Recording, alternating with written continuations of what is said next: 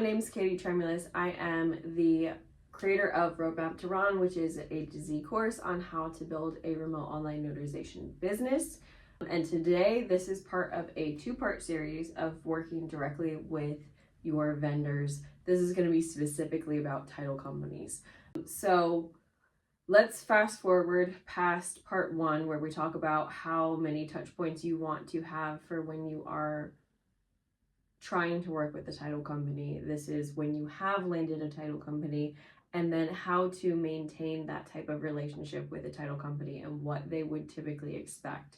So how many times you want to talk to them during your business for this. So the touch points for title companies, the first time that you're going to want to talk to them is after you get in an initial request. So if you are using a scheduling software, like let's say Notary Dash or Signing Order, this gets a little bit easier. But if you are working as a solo notary or you have not taken the leap to take that type of software, you want a reply saying basically like, yeah, I see that you sent over that request. I'm going to start working on it now. So typically a title company will send over the request saying like, hey, I have a signing that is due for tomorrow. Here is all of the information and hopefully the documents as well. So like, let's say it is going to have the documents, the signer's information. So that's name, email, and phone number.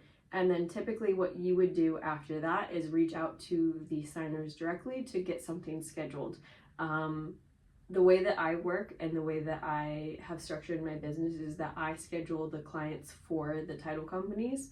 There's a couple different reasons. One, I like the autonomy of being able to talk directly with the signers and find a time frame that works for both them and me. And then two, it's easier for the title companies to just basically throw things at me.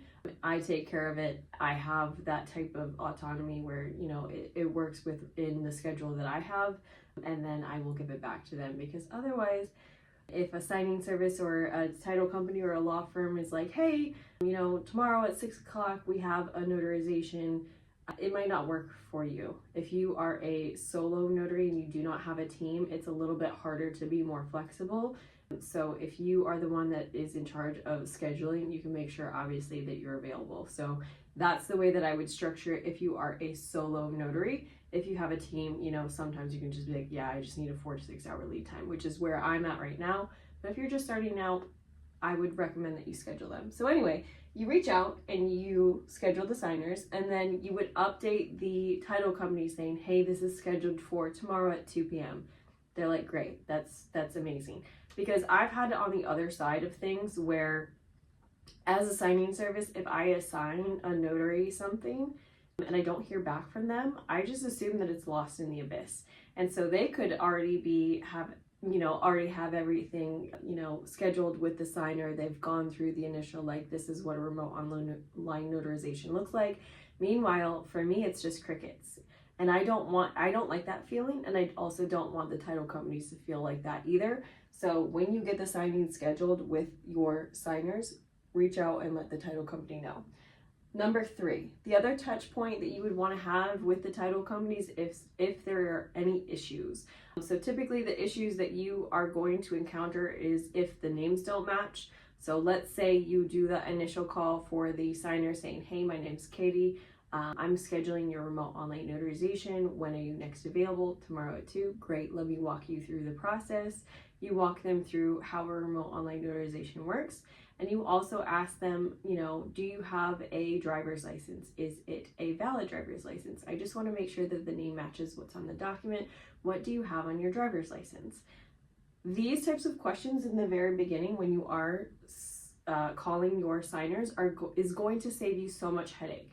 And so you want to also do checks and balances to make sure that you are a partner and you also have eyes on the document.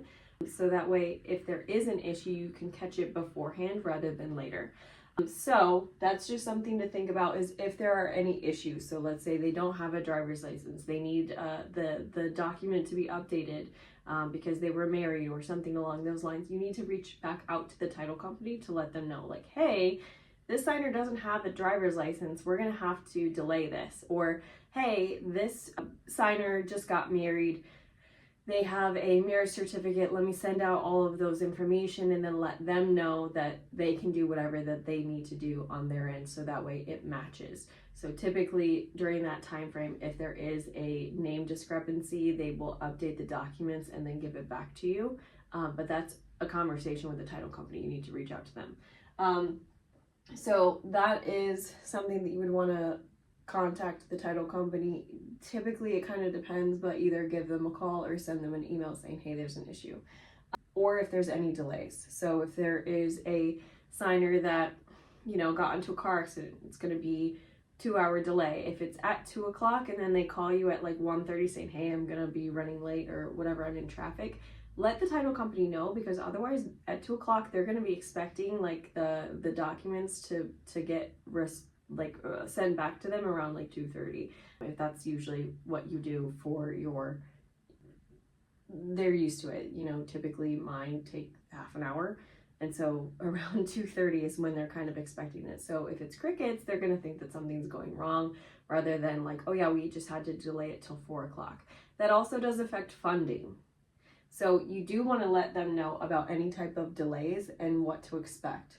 So that is something that is important. The other thing is completion. So obviously when you are done with the documents, you're going to want to send that over to the title company with some sort of like, yay, we did it. And then also you want to follow up. So this is just something with business continuity. You would follow up and be like, hey, how was especially after the first one, you want to follow up with the title company saying, hey, how was the process? Is there anything that wasn't clear? Do you have any questions for me? How could I make this better? And then, I'm here for any of the additional notarizations for this. So you do want to be open to feedback and receptive. If you're anything like me, sometimes in the very beginning, that was initially hard for me to be like, oh no, if it's bad news, I don't want to hear it.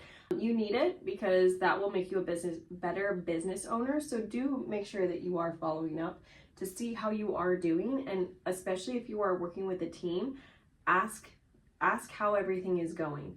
And so that could also look like you reaching out to the signers themselves after the notarization has been completed to see how the process was. So that's something of a conversation that you would want with the title company, just to make sure that you are fine to reach out to the signers.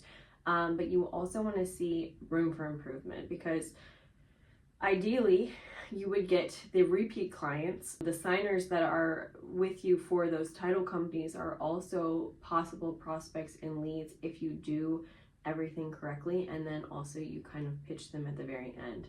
So that's a whole other video that I go into a little bit more within the course, which is called Roadmap to Ron. It's a comprehensive course on A to Z, how to build your remote online notarization business, because as you can see, there's more to it than just clicking buttons. And so it's a whole business that you can make into a career, and then also scale it to work with other notaries. There's a lot of different industries aside from just real estate and title companies that you could work with.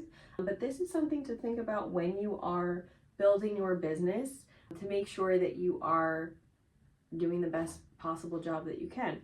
Feel free to join my Facebook group. It's called Remote Online Notary Community. Follow me on Instagram. It's just Notary SWFL. I post a ton on that. And then if you'd like to join my mentorship group, it is a little bit more of a conversation, because I am selective about who comes into that. So feel free to reach out to me at katie@notaryswfl.com, and thank you.